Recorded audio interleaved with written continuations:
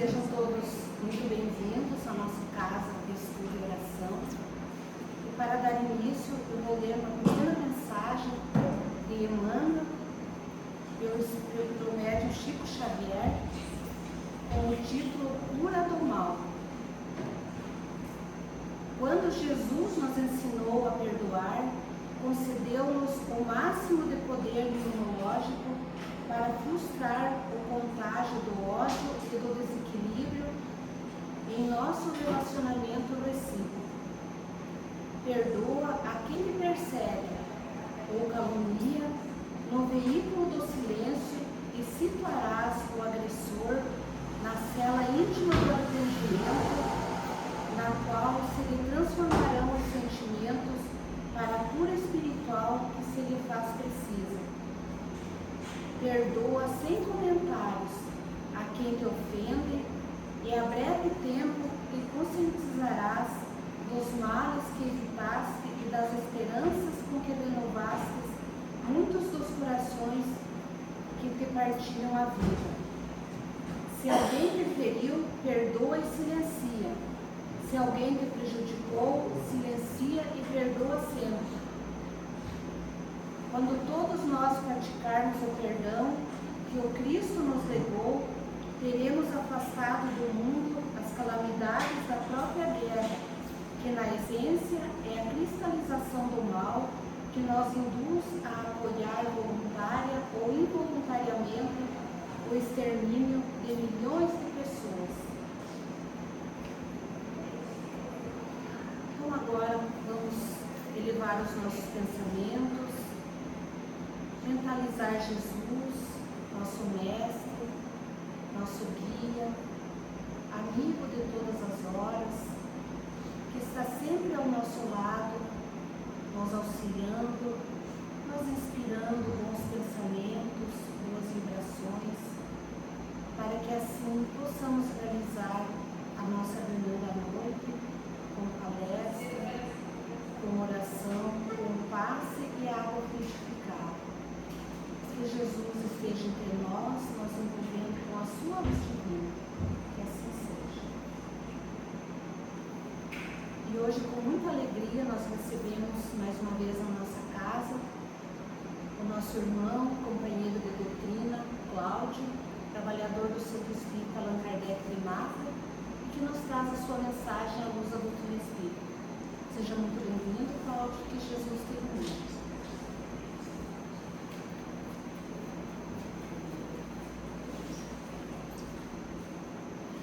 Boa noite a todos. É um prazer estarmos aqui nessa noite calorífera, né? Para nós que somos do alto da terra. Mas o maior calor que nos toca é justamente do Evangelho de Jesus, né? E como é bom falar sobre as mensagens de Jesus.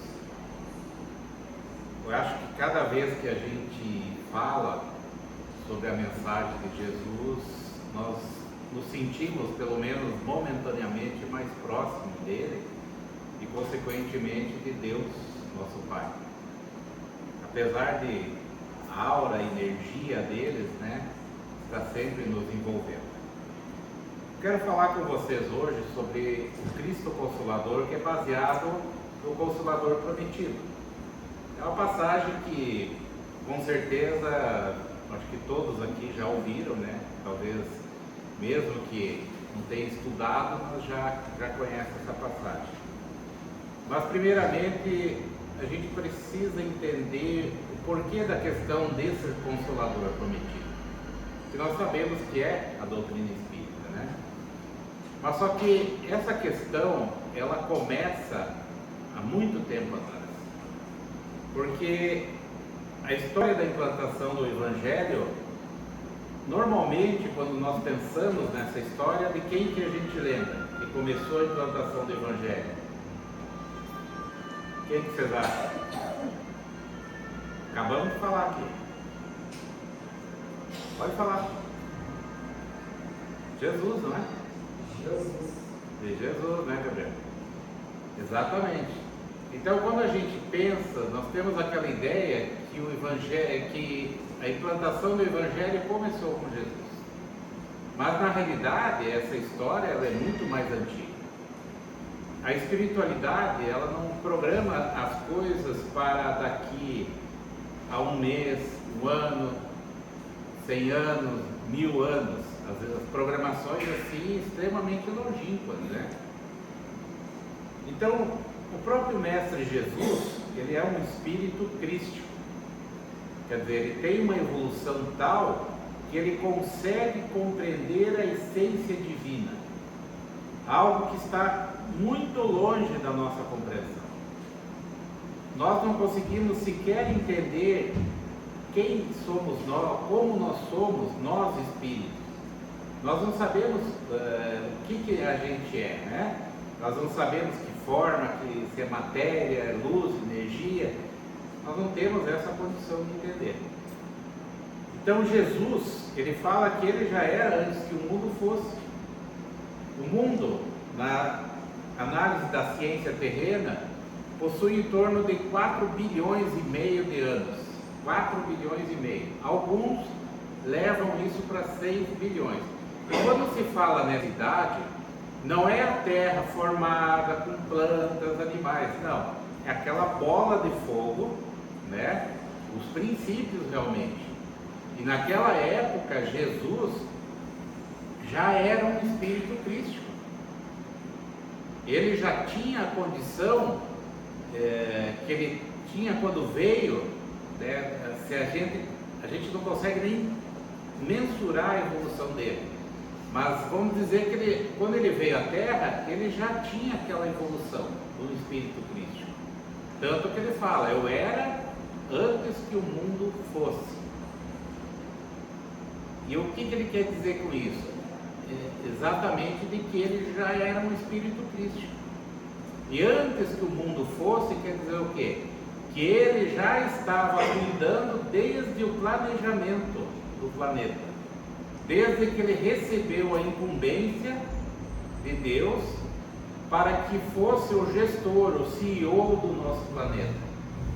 Talvez até da galáxia, não temos certeza. Então, antes disso, da formação da Terra, ele e seus trabalhadores, porque ele não trabalhou sozinho, fizeram todo o processo de coordenação da formação do mundo sólido, como também das questões espirituais que envolvem o nosso mundo. A questão do Evangelho também é uma implantação que vem desde antes dos profetas. O trabalho para transformar um povo em monoteísta, que foi o povo hebreu o primeiro que assimilou a ideia do monoteísmo, os profetas trazendo as mensagens de Deus, você entendia naquela época, tudo isso para implantar o Evangelho. Mas, decisivamente, nós podemos separar em 3 etapas, que é o que a doutrina espírita nos coloca, das 3 revelações divinas. Antes são preparativos. Quando chegou a primeira, se tornou uma revelação, que foi dos 10 mandamentos que Moisés recebeu no Monte Sinai. Eu consegui um texto bem simples ali, nós não vamos entrar em detalhe que o nosso assunto não é esse hoje. Mas então esses 10 mandamentos, os 3 primeiros tópicos, ele fala sobre a nossa relação com o divino, e os outros itens falam sobre a nossa relação em sociedade. Podem depois ver com calma, né? Eu sei que vocês sabem de cor, mas até na ordem, inclusive, não preciso nem fazer pergunta aqui para vocês, que vocês vão saber responder, né? Mas a realidade é que trata das nossas relações sociais. Por que Moisés recebeu isso? Porque precisava de um código de conduta divino para orientar esse povo em direção a Deus.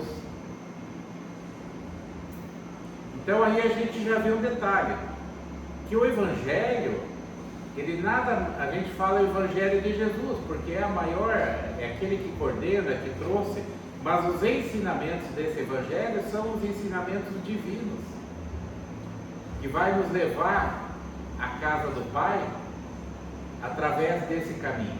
Então chegou para Moisés, que tinha as suas leis civis, é importante sempre a gente mostrar. Moisés tinha as leis civis, que eram duras, eram leis bastante duras. Para hoje a gente olha aquilo e fica até arrepiado, mas para aquela época eram necessárias, porque nós éramos extremamente brutais, não tínhamos o mínimo respeito à vida do outro, vivíamos de uma maneira extremamente egóica naquela época. Por que eu falo nós? Porque nós somos espíritos reencarnantes. Nós temos como espíritos muito mais do que 3.500 anos, muito mais. Então nós estivemos reencarnando naquela época, não sei se no povo hebreu ou não, mas nós estivemos reencarnados naquela época. E veio esse código de conduta, que o Evangelho é um código de conduta. Para quê? Para que pudesse orientar o povo no sentido divino. E a coisa era tão complicada que Moisés, mesmo trabalhando essa questão do Deus único, ele foi uns dias lá para o Monte Sinai. Quando ele voltou, o que ele encontrou? Bezerro de ouro. Eles tinham feito um animal, né, o símbolo do animal, como se aquele animal fosse um Deus, e estava adorando aquilo. Aí vem que Moisés pegou, quebrou, né, e ficou bravo com eles, mas era o ímpeto que o povo tinha na época. Então veio esse código e começou a ser implantado. Inclusive fala-se, né, de questões que esse evangelho ele teve que ser trabalhado muito tempo para que pudesse modificar a cabeça das pessoas, porque nós temos uma dificuldade até nos dias atuais de mudar alguma coisa dentro de nós. Quando nós queremos mudar algo, nós conseguimos isso da noite para o dia? Não conseguimos. Se alguém falar que eu fui deitar sendo uma pessoa ruim e acordei uma pessoa, um anjo. Ele é um anjo até a primeira contrariedade. Aí a pessoa, né, que está lá se mostra. Talvez ele até queira isso, mas ele não consegue isso da noite. É um exercício. E todas essas situações que a gente vivencia estão relacionadas justamente a esse nosso desenvolvimento moral. Mas o que aconteceu, né? Apesar de Moisés ter recebido esses 10 mandamentos, havia as profecias da vinda do Messias, do Filho de Deus. E assim, 1.300, 1.500 anos depois de Moisés, vem o segundo advento, né? A segunda revelação, que foi com o próprio Jesus. Então todo mundo conhece a história de Jesus, né? E então ele veio ao mundo para cumprir as profecias e dar como diria hoje, um update, né, no Evangelho. E muitos falavam que ele tinha vindo para destruir aquilo que estava implantado. Só que a questão civil, Jesus não mexeu. Isso é uma coisa natural do ser humano que nós temos que alterar. Basta ver o nosso Código Civil existente atualmente. O nosso Código Civil, ele não é atualizado de tempos em tempos.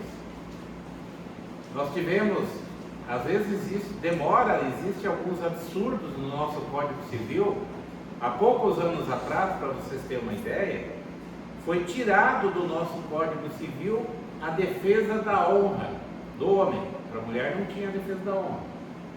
E que muitos juízes acabavam dando ganho de causa para homens que praticavam violência ou até feminicídio, porque era a defesa da honra, né?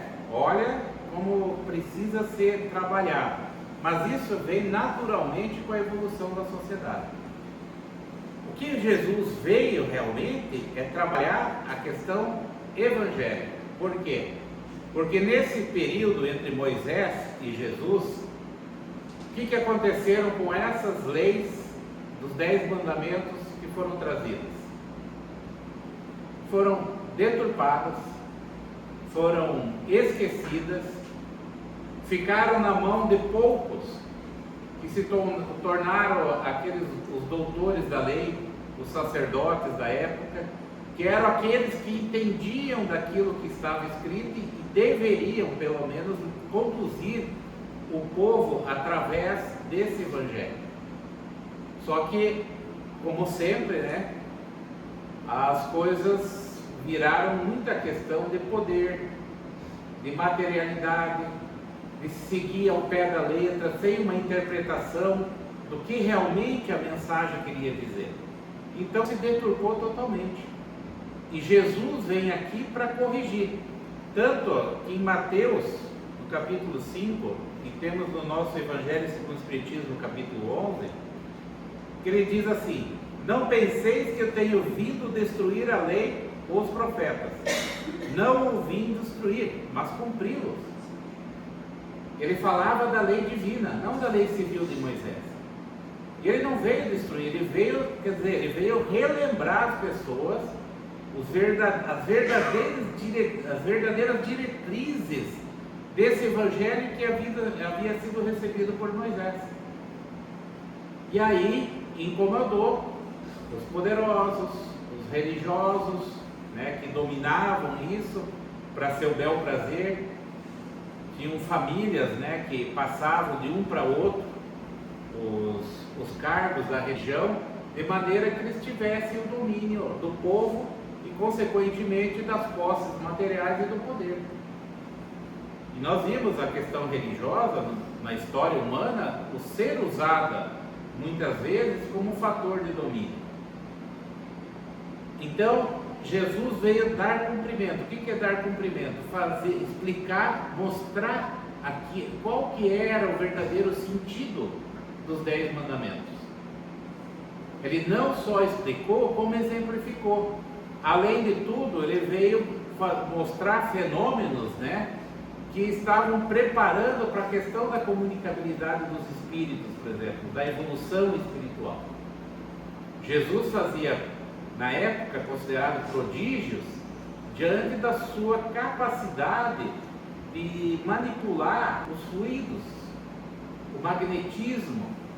Ele tinha toda essa capacidade, que nós não temos nem condição, mas nós sabemos através da química, né, da ciência química atual, que nós podemos transformar alguns elementos em outros. Basta conhecer, né, a composição química e acrescentar o outro. Uma coisa muito, acho que aqui todo mundo aprendeu, talvez foi a primeira fórmula química no colégio, né, que é H2O, viu? Era a primeira da turma. Exatamente.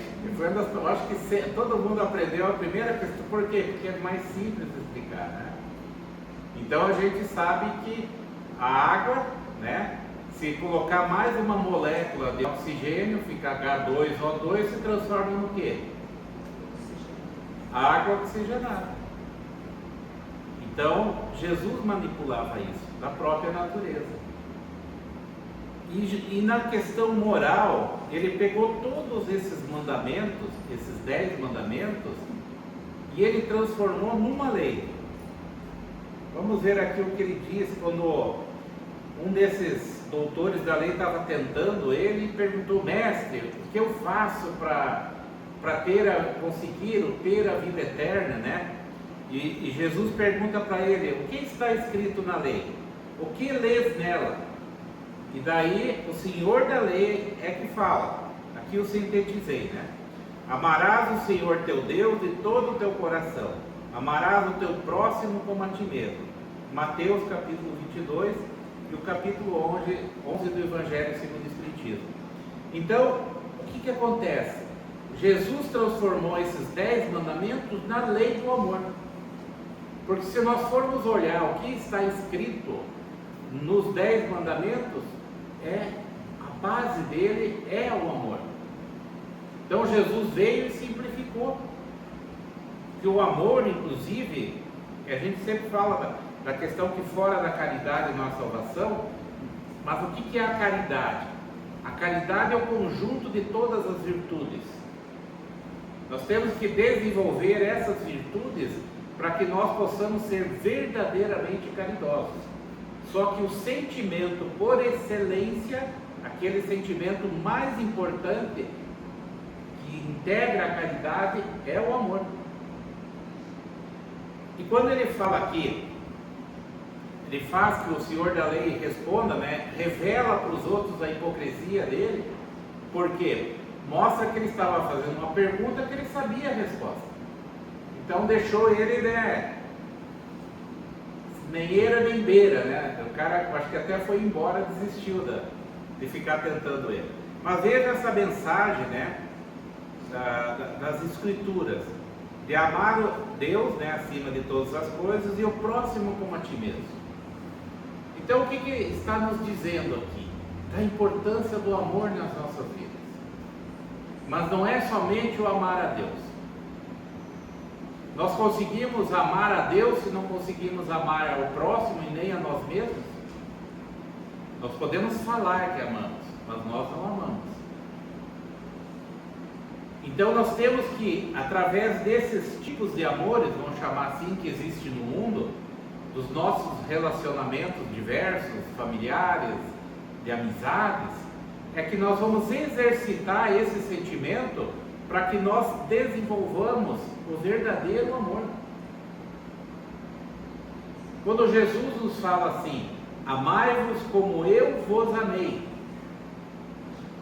ele não está se referindo a esses tipos de amores terrenos, que são extremamente importantes, mas ele não se referia a esse amor. Ele se referia ao amor que ele tinha por todos os seus irmãos. Jesus amava todos nós indistintamente. Esse era um amor que nós hoje ainda, nós temos dificuldade de conseguir entender e suplantar. Então vejam como nós estamos longe dessa situação, né? Agora, nós precisamos, eu imagino assim, como um triângulo. Imagine um triângulo assim. No topo Deus, nós e o próximo na base. E daí o que acontece? Para a gente subir e alcançar Deus, no sentido de amor, nós temos que nos relacionar com o nosso próximo, amar a Ele assim como Ele nos amar.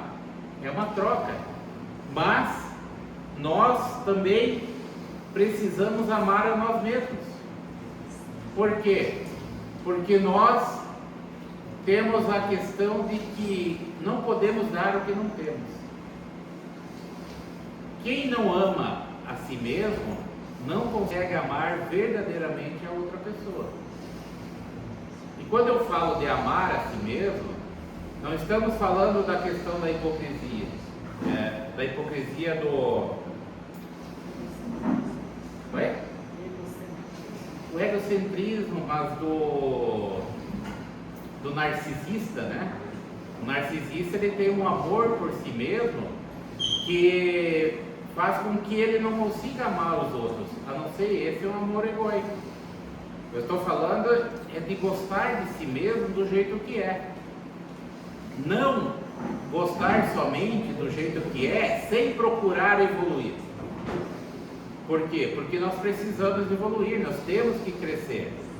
Então nós temos que ter essa consciência, mas nós precisamos crescer, nós precisamos evoluir. Então no momento que a gente desenvolve isso, a primeira é a aceitação daquilo que nós somos, com nossas virtudes, com os nossos defeitos. Porque se costuma falar muito, inclusive dentro do movimento espírita, dos nossos defeitos. E é natural até, mas nós temos muitas virtudes, as virtudes estão dentro de nós, agora o desenvolvimento delas cabe a nós. Por isso que a gente experimenta o que nós chamamos de vicissitudes. Essas vicissitudes, elas vão justamente fazer com que essas virtudes nossas se desenvolvam. E aí sim nós vamos começar, né, a evoluir. Mas a grande realidade é que, então, para a gente chegar a Deus nesse topo, nós vamos, quanto mais nós amarmos a nós e ao próximo e vice-versa, nós vamos subindo. Porque nós temos que tentar, pelo menos, fazer a evolução conjunta. Veja que a evolução da humanidade, ela não se faz necessariamente por pessoa, é pelo agrupamento de pessoas. É lógico que se eu me destacar, vou botar eu aqui na boa, se eu me destacar, naturalmente eu vou evoluir, como a gente já viu casos de espíritos que evoluem mesmo que os seus familiares estejam lá atrás. E que esse espírito tentou, né? A própria mãe do André Luiz, vocês conhecem a história dela. Era um espírito já de extrema elevação, enquanto o pai e os seus filhos estavam lá atrás. Mas ela fez a sua, não que ela quis deixar eles, mas a evolução aconteceu naturalmente. Mas o ideal é que nós evoluamos em conjunto também. E aí sim, nós vamos nos aproximando de Deus. Então, no item 8 desse capítulo do nosso Evangelho segundo o Espiritismo, diz: o amor resume a doutrina de Jesus inteira, visto que esse é o sentimento por excelência, e os sentimentos são os instintos elevados à altura do progresso feito. Então, quanto mais nós amamos, mais nós progredimos. Mas é o amor desinteressado, é o amor equilibrado.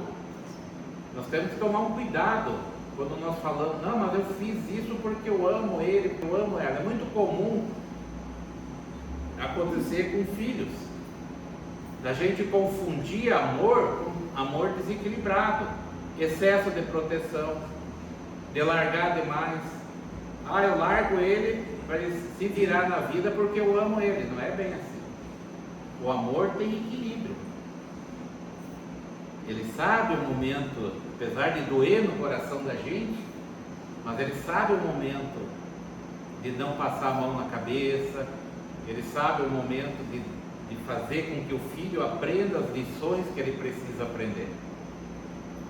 Então, esse é o amor. O amor equilibrado, que é esse amor que Jesus tinha. Jesus tinha esse tipo de amor por nós.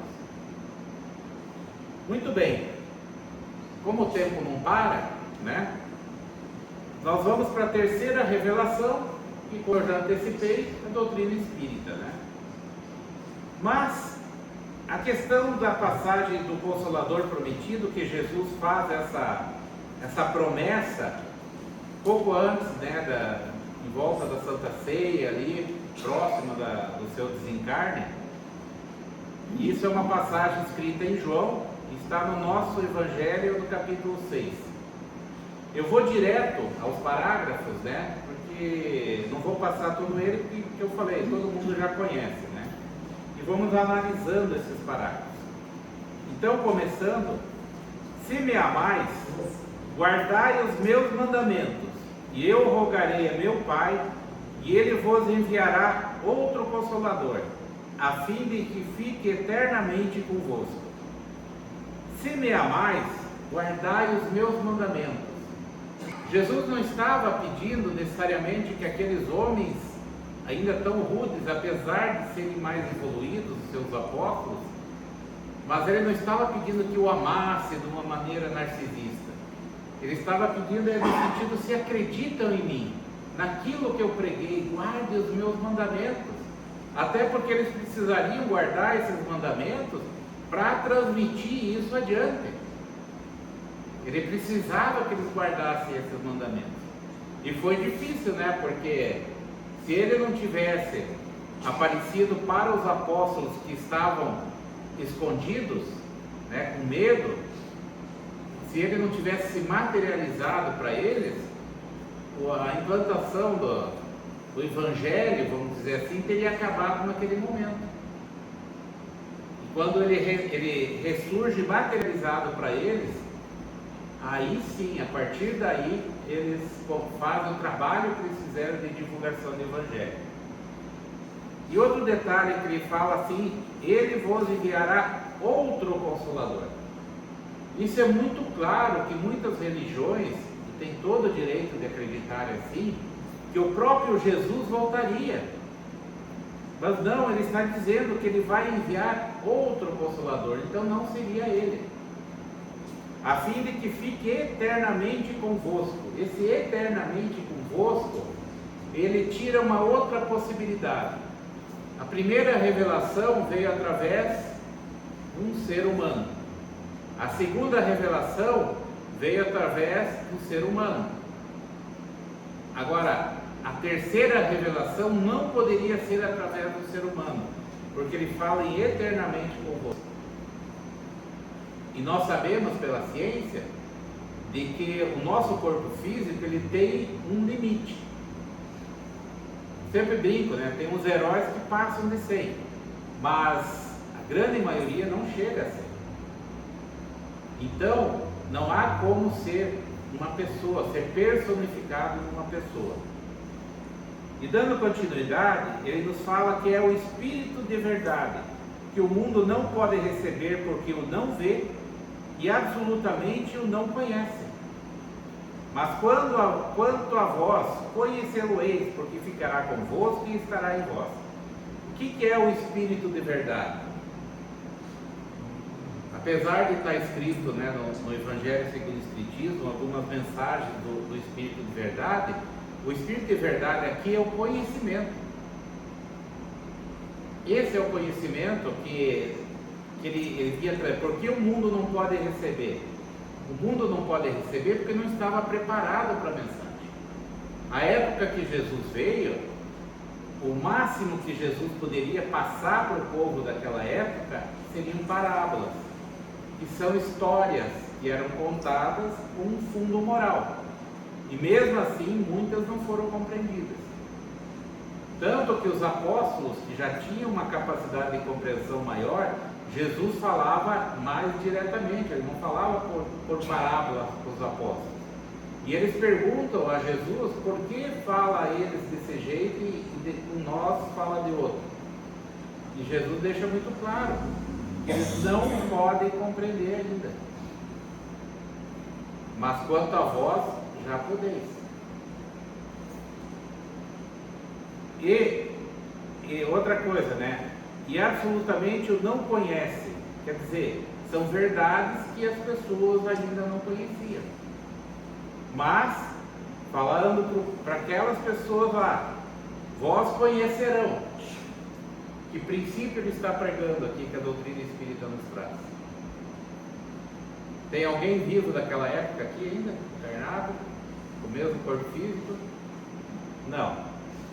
Então ele estava pregando a reencarnação. É muito claro isso, né? Porque ficará convosco e estará em vós. O que é estar em vós? Estar em nós é estar dentro de nós. Quer dizer, dentro não é dentro do corpo físico, é fazer parte de nós, daquilo que nós somos. E para isso, né, nós não podemos comer um livro. Nós temos que realmente trabalhar esse conhecimento, estudar, compreender e assimilar como uma verdade. No momento em que nós aceitamos aquilo como uma verdade, nós introjetamos, nós colocamos para dentro do nosso ser. Acontece com as verdades verdadeiras, que é do Evangelho, e outras que se dizem verdades, que as pessoas assimilam aquilo, porque sem condenação, aquilo para ele talvez seja uma verdade. É o que ele compreende como uma verdade para ele e ele assumiu aquilo para ele. É muito justo. São os níveis diversos de consciências que se possuem, né? Agora, então estará em nós é por quê? Porque nós assimilamos esse conhecimento. Que é assim que se faz o processo da educação. O processo de educação não é chegar e dizer, você vai agir assim, assim, não. Nós temos que nos convencer disso. Por isso que a doutrina espírita, nós estamos sempre estudando. Não é só aprender, é realmente assimilar esses conhecimentos de maneira que isso faça parte da nossa vida. Agora, é estudar uma vez o livro dos Espíritos, é fazer uma vez os tomos do ESD, né, 1, 2 e 3. Não, são continuidade de estudos, porque cada vez que nós estudamos, nós subimos um patamar, como se estivéssemos indo numa escada. Então nós estudamos o ESD 1, estudo sistematizado da doutrina espírita, nós subimos um degrau. O ESD 2, mais um, ESD 3, mais um. Aí vamos estudar o estudo aprofundado da doutrina espírita, ou vamos estudar os livros das obras básicas. Cada estudo que a gente faz, nós vamos subindo os degraus. E quando achamos assim, bom, já li tudo, todas as obras, li e estudei todas as obras básicas, todos os ESD, estou pronto, estou formado em Espiritismo. Então é a hora da gente recomeçar a estudar. Por quê? Porque nós vamos ver coisas que nós, quando começamos, nós não víamos. Porque agora, quando nós estamos num lugar mais alto, a gente enxerga mais longe ou mais perto? Nós enxergamos mais longe. E o conhecimento também é assim. Então, muitas coisas que não ficaram muito claras, nós enxergamos e falamos assim, como que eu não vi isso antes? É natural isso. Toda a questão do conhecimento acontece assim. Não é só a questão da doutrina espírita. Então, dando continuidade, ele nos fala assim: porém, o Consolador, que é o Santo Espírito, que meu Pai enviará em meu nome, vos ensinará todas as coisas e vos fará recordar tudo o que vos tenho dito. O Consolador, que é o Santo Espírito. Santo Espírito é no sentido da espiritualidade superior. Que quem que trouxe essas mensagens? Foram os espíritos superiores. Então, enviará, quer dizer, eles estavam vindo em nome de Deus. Eram trabalhadores de Jesus trabalhando a Deus. Que a obra em si é de Jesus, mas determinada por Deus, vamos dizer assim, né? Vos ensinará todas as coisas e vos fará recordar. O que ele nos diz aqui? Ensinará todas as coisas. Então está dizendo que ele, Jesus, não disse tudo. E muita coisa ele falou por parábolas. Então, ensinar todas as coisas não é necessariamente trazer algo novo. É trazer uma nova visão sobre um assunto que já existe. Existem os dois aspectos, trazer algo novo e uma nova visão sobre aquilo que já existe. E a doutrina espírita faz isso. Ela traz ensinamentos novos e traz também uma nova visão sobre aquilo que Jesus ensinou. E por que recordar? Porque aconteceu a mesma coisa que aconteceu de Moisés até o Cristo, aconteceu do Cristo para frente. O Evangelho foi deturpado. A própria Bíblia, ela foi deturpada. A sua essência continua a mesma, mas tem muitas coisas que não existiam na original, que foram incluídas depois por interesses, por necessidades. Se eram necessidades escusas ou não, não nos importa que julgar, mas a realidade, e isso é o consenso, de que não é. Coisas que existem hoje ali não existem mais. E a própria interpretação do Evangelho nos leva à confusão de pessoas acharem, por exemplo, que ela não pode fazer mal, mas se alguém me agredir, eu posso fazer mal para ela. A vingança. Tem pessoas que acham que a vingança é divina. Tem uma história, inclusive, que conta no meio espírita, de atendimento fraterno, que uma senhora foi no atendimento numa casa, e lá ela expondo o seu problema, fala: pois é, moço, eu sei que eu não posso fazer mal para as outras pessoas, porque eu não posso me vingar. Mas então eu vim aqui para que vocês orem a Deus para que Ele fulmine aquela pessoa com raio. É a visão que se tem. E o que é isso? É deturpação na interpretação do Evangelho. Que muitas vezes não é nem a religião, não é nem o padre, o pastor, né, que deturpa aquilo lá. Às vezes a própria pessoa que não quer se livrar das suas questões do passado, daquele velho ser que está dentro de si. Ela sabe que não pode fazer, porque senão ela tem medo do inferno, ela vai para o inferno. Então ela vai pedir para outro fazer, como se isso liberasse ela, né, da responsabilidade sobre seus atos, né? Então, a doutrina espírita, ela cumpre todos os quesitos do Consolador prometido. Se vocês reavaliarem em casa, eu sei que vocês vão chegar em casa, vão pegar e vão estudar esse tópico de novo. Quero ver chegarem para mim, estudei, realmente, vou ficar muito alegre. Mas a realidade é que a doutrina espírita, ela atende a todos os quesitos desse Consolador prometido. Com detalhe, quando ele fala assim, vos ensinará todas as coisas que nós podemos compreender. Por exemplo, a doutrina espírita explica a essência de Deus. Nós conseguimos, através da doutrina espírita, entender a essência divina de um ser eterno, porque imortal como nós é uma coisa, nós somos imortais. Deus nos criou, então nós tivemos um princípio e não temos fim. Isso é imortalidade.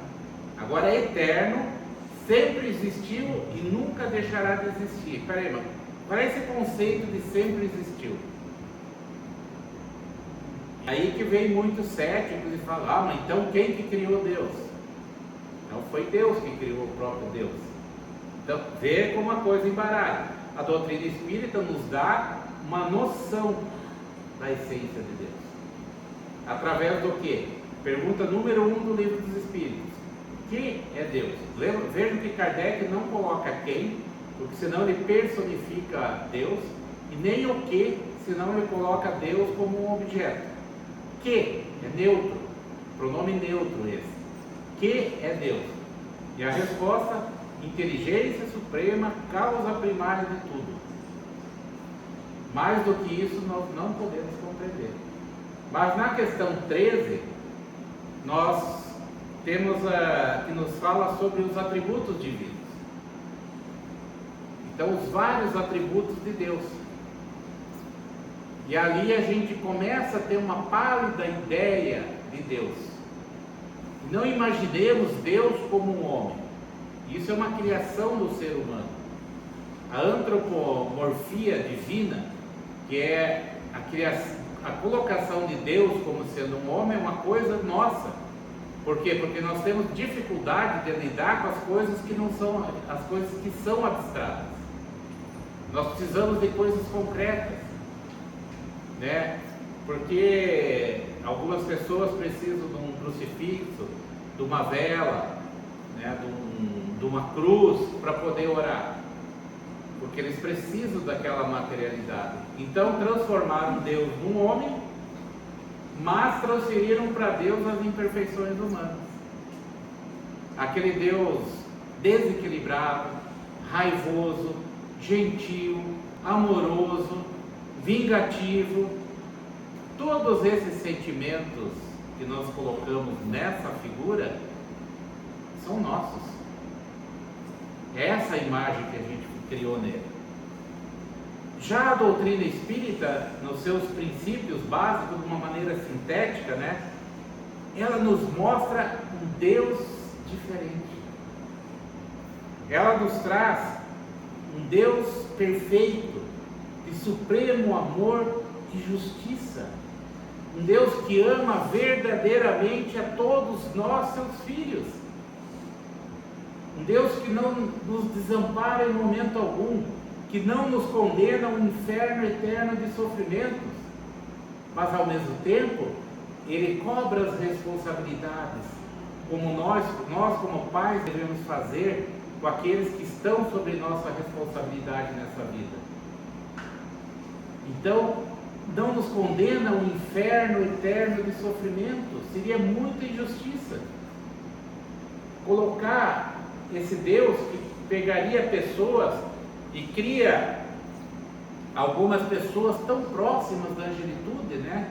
Daquilo que a gente pode compreender dessa evolução, como a Madre Teresa, a Irmã Dulce, Chico Xavier, né? E tantos outros poentes e não tão conhecidos que existem, mas e pega outras pessoas que cria elas num lugar extremamente complicado, com uma moralidade muito inferior. Será que essa pessoa em uma vida vai ter capacidade de chegar à angelitude? De chegar a ser um espírito superior, de maneira que ele consiga se salvar? E daí vai lá, se salvou, se arrependeu, se salvou, daí vai lá para ficar em eterna contemplação.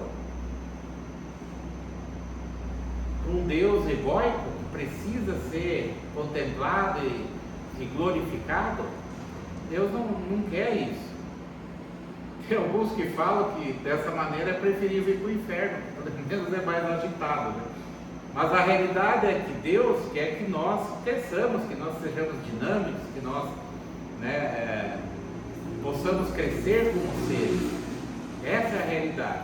Então esse Deus, eu acho que é uma visão que, quando nós entramos na doutrina, é extremamente importante frisar para aqueles neófitos que estão entrando na doutrina, de que essa visão divina, porque no momento que a gente compreende, no momento em que a gente assimila esse conceito divino, a nossa vida muda. A nossa vida muda. Porque a partir daí, nós sabemos que não estamos nunca desamparados, que sempre recebemos todo o apoio que nós precisamos,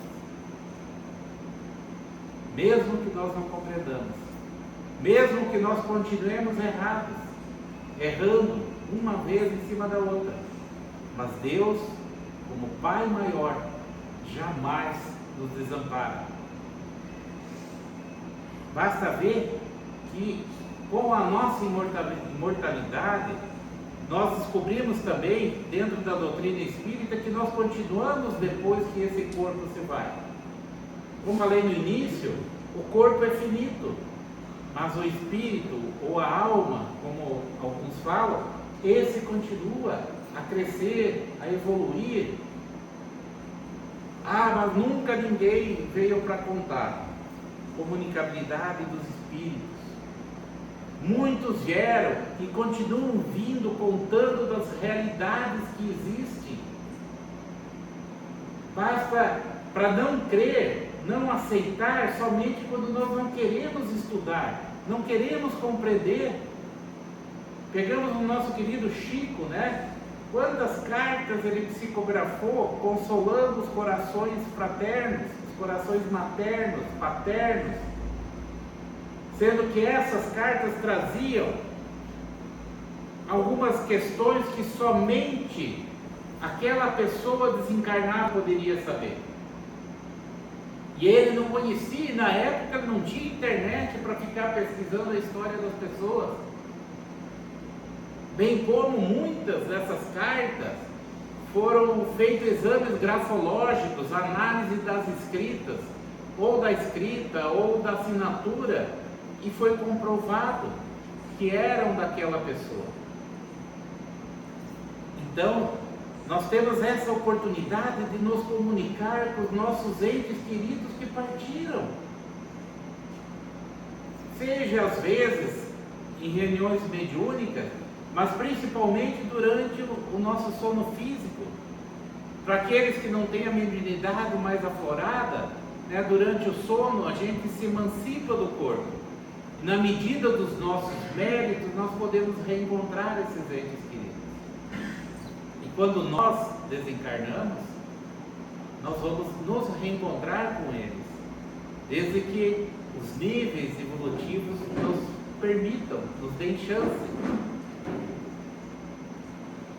E também tudo isso está pautado numa lei de causa e efeito. Essa lei de causa e efeito nos diz que nós temos responsabilidades por todas as coisas que nós fazemos e que nós precisamos, perante a lei divina, resgatar isso. Mas nós temos centenas, milhares de reencarnações. Só que a melhor reencarnação que nós temos para aproveitar é essa: nos reconciliar com aquelas pessoas que nós prejudicamos ou por quem fomos prejudicados, aprender a conviver, porque não é só resgates, são aprendizados também. Como nós vamos aprender a ser pacientes se nós vivemos com pessoas que todas elas são pacientes? Porque nós só sabemos que temos paciência quando somos cutucados. E sempre tem alguém que parece que tem o dom de cutucar as nossas feridas. Um amigo meu falou assim: eu tenho muita paciência, mas isso aqui eu não tenho. Eu falo: me desculpa, você não tem paciência. Você está desenvolvendo sua paciência. A paciência, quando a gente verdadeiramente tem, nada nos afeta. É o que Jesus fazia, né? Algo afetava Jesus? Não, nada afetava. Ele era firme em determinadas colocações, principalmente na falta de respeito às questões divinas. Mas ele era firme. Mas ele não era desequilibrado. Ele não era agressivo. Muito pelo contrário, né? Então, todo esse processo se faz através das reencarnações, a pluralidade das existências. Aquilo que nós não conseguimos fazer nessa vida, nós vamos procurar fazer na próxima.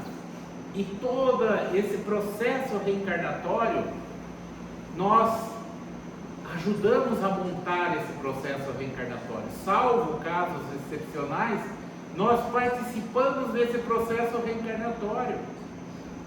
E quando nós falamos assim: ah, mas eu não mereço tal coisa, lembre o que a doutrina espírita nos fala, que nós participamos do nosso processo.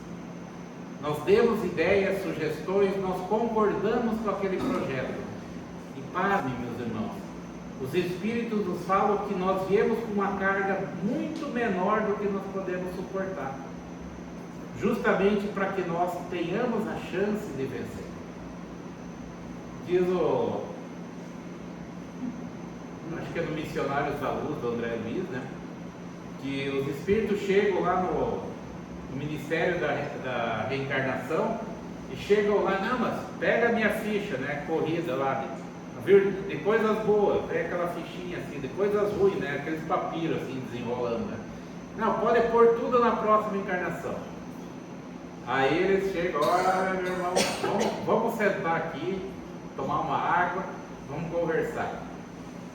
E aí ameniza e coisa e tal. Olha, você já falhou nisso, vamos dar uma ajeitada nessa situação para que você tenha a chance de vencer. Então todos nós, né, como diz o ditado popular, não temos uma cruz mais pesada do que podemos carregar.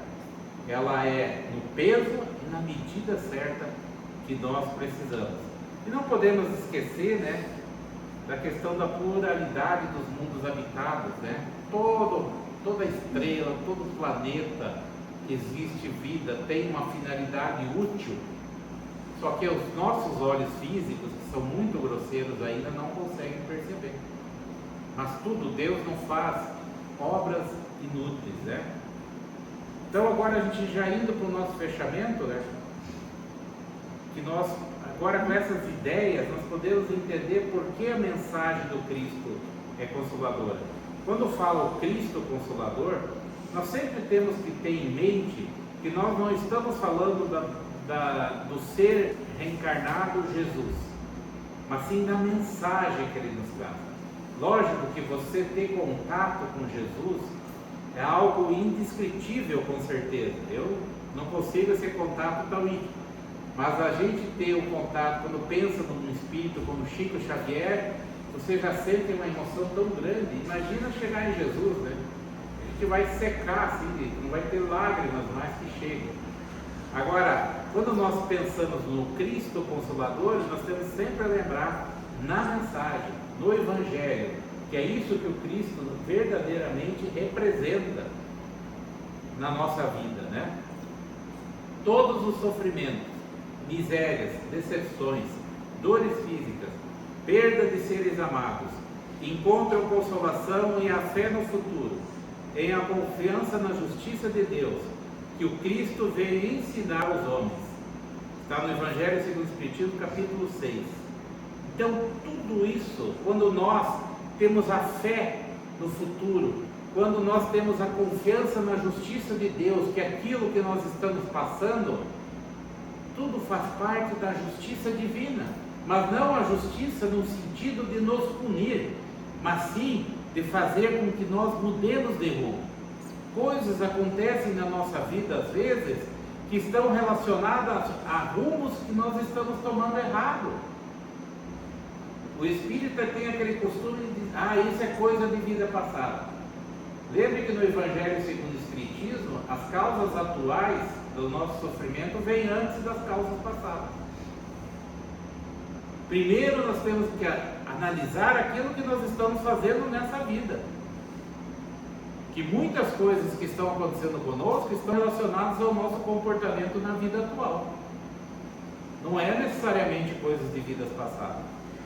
Agora, quando a gente analisar friamente, de uma maneira sólida, de que nós não fizemos nada nessa vida que poderia possibilitar tal problema, aí sim pode estar relacionado a questões de vidas passadas.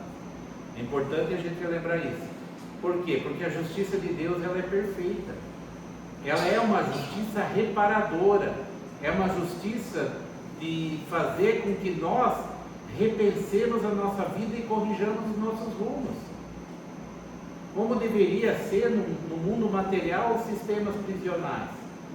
O conceito dos sistemas prisionais é bonito, mas não é aplicado na prática. Pelo contrário, é feito de maneira de se livrar daquelas pessoas da sociedade.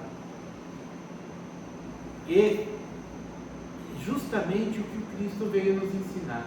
Então, no momento em que nós desenvolvemos essa visão, meus irmãos, essa visão desse Evangelho em nossas vidas, que nós estamos sempre amparados, que nós recebemos sempre todo o amparo necessário para que nós passemos pelas nossas vicissitudes, pelas dificuldades que nós temos.